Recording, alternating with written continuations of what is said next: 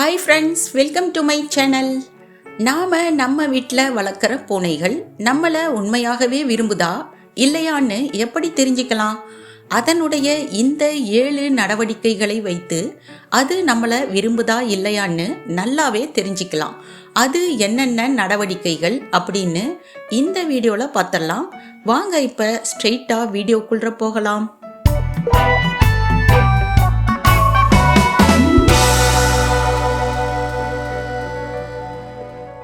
முதல் நடவடிக்கை, அது நம்மை பார்க்கும் விதம்.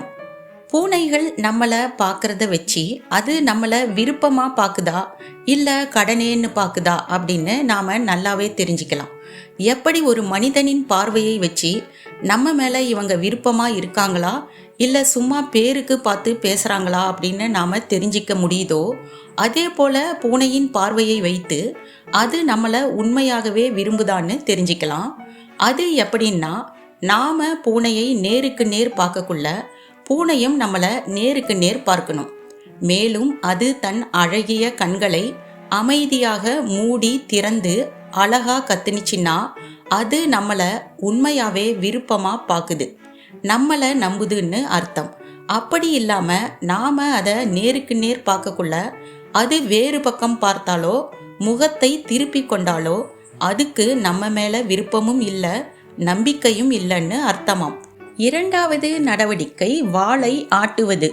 நாம் வளர்க்கும் பூனைகள் நம்மை பார்த்தவுடன் குஷி மூட்ல வாலை நாய் ஆட்டுவது போல இங்கேயும் அங்கேயும் ஆட்டிக்கொண்டு நம்ம பின்னால் வந்துச்சுன்னா அது நம்மளை மிகவும் விரும்புதுன்னு அர்த்தம். நாம் அது கூட டைம் ஸ்பெண்ட் பண்ணுறதையும் ரொம்ப விரும்புதுன்னு அர்த்தம். மேலும் தன் வாலை மேலே தூக்கி கொண்டு நம்ம பின்னாலேயே அது வந்துச்சுன்னா அது நம்மளை ரொம்பவும் விரும்புது, அதுக்கு நம்ம ப்ரெசன்ஸ் பிடிச்சிருக்குன்னு அர்த்தம்.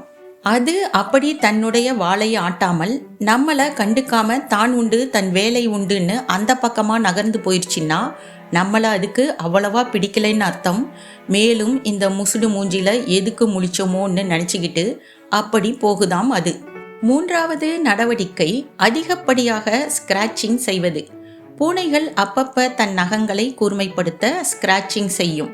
ஆனால் அவ்வாறு இல்லாமல் அடிக்கடி ஸ்கிராச் பண்ணி கொண்டே இருந்தால் அதற்கு ஏதோ டிஸ்டர்பன்ஸ் இருக்குது, அது நாம் பண்ணுற சில நடவடிக்கைகள்னால பாதிக்கப்பட்டு இருக்குதுன்னு அர்த்தம். இது எதனால் ஏற்படுதுன்னா, நாம் வேறு வீடு மாற்றுவது, நம்ம ஃபர்னிச்சர்ஸை வேறு இடங்களுக்கு ஷிஃப்ட் பண்ணுறது போன்ற செயல்களால் அதுங்களுக்கு பிடிக்காம நம்ம செயல்களை அது விரும்பாமல் அப்படி அடிக்கடி கண்ட இடங்களில் ஸ்கிராச்சஸ் போடுதாம். நான்காவது நடவடிக்கை, பூனைகள் அடிக்கடி வீட்டின் மூலை முடுக்குகளில் எங்கேயாவது சென்று மறைந்து கொள்வது. இவ்வாறு இவை மறைந்து கொள்ள காரணம் நம்மை பற்றிய பயமாக இருக்கலாம், சிறு குழந்தைகள் இருந்தால் தன்னை துரத்தி கொண்டு வருவார்கள் என்ற பயமாக இருக்கலாம், அல்லது அதற்கு உடல்நிலை சரியில்லாத காரணம் மற்றும் உடலில் ஏற்படும் வலி காரணமாக இருக்கலாம். அதற்கு உடல் நலமில்லாத போது அது நம்மிடம் விரும்பி விளையாட வராது, மேலும் அது பலவீனமாகவும் இருக்கும். அப்பொழுது அது எங்கேயாவது சென்று மூளை முடுக்குகளில் ஒளிந்து கொள்ளும். ஐந்தாவது நடவடிக்கை, அது தன் உடலை நக்கிக்கொண்டே இருப்பது. பூனைகளுக்கு ஏதாவது ஸ்கின் இன்ஃபெக்ஷன் ஆனால் அவை வழக்கத்தை விட தன் உடம்பை அதிகமாக நக்கிக்கொண்டே இருக்கும். அந்த சமயங்களில் அவை நம்மிடம் வராது, நம்மை கண்டுக்கவும் செய்யாது. அதற்கு இரிட்டேஷனாக இருப்பதால் தன் உடம்பை நக்குவதிலேயே கவனத்தை செலுத்தும். அப்பொழுது அதை கவனித்து வெட்டினரி டாக்டரை அணுகி நாம் உரிய தீர்வு காண வேண்டும். ஆறாவது நடவடிக்கை, நீங்கள் எங்கேயாவது வெளியே செல்லும் போது அவை வாசல் வரை வந்து உங்களை பார்க்கவில்லை என்றால் அதற்கு உங்கள் மேல் அவ்வளவு பாசம் இல்லை என்று அர்த்தம். உங்கள் மேல் பாசம் வைத்த பூனைகள் நீங்கள் வெளியே செல்லும் போது பின்னாலேயே ஓடி வரும். உங்களை அவை ஏக்கமாகவும் பார்க்கும். அந்த ஏக்க பார்வையில் எப்ப திரும்பி வருவீங்க என்ற கேள்வி அதன் கண்களில் தெரியும். ஏழாவது நடவடிக்கை, நீங்கள் வீட்டிற்கு திரும்ப வரும்போது அவை குஷியாக வாளை நேராக நிமிர்த்தி கொண்டு உங்கள் பின்னால் கத்திக்கொண்டே வராமல் வேறு எங்கோ பார்த்து கொண்டு சென்று விட்டால் உங்கள் மேல அதுக்கு ஒன்றும் அவ்வளவு பாசமோ விருப்பமோ இல்லை என்று அர்த்தமாம். என்ன வியூவர்ஸ், உங்கள் பூனைங்க உங்ககிட்ட எப்படி நடந்துக்கிறாங்கன்னு கமெண்ட் பாக்ஸில் சொல்லுங்கள்.